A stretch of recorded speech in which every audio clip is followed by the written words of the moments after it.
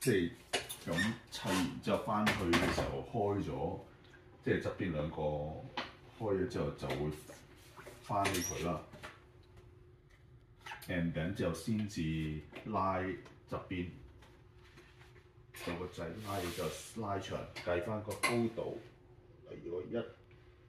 5尺11啦當，係啦，咁就係整完啦。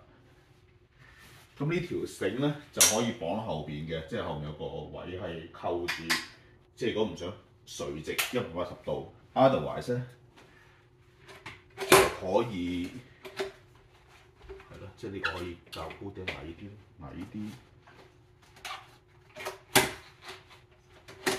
係啦，跟住咧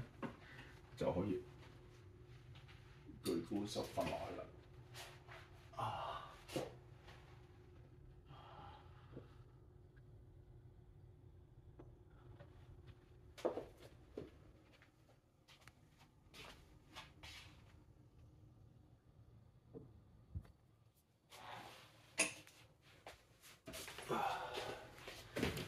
起翻身之後咧就休息30秒啦，佢話大約，咁就等自己腳冇咁會暈，即係有啲人會有 motion sickness 就會暈嘅，咁跟住就可以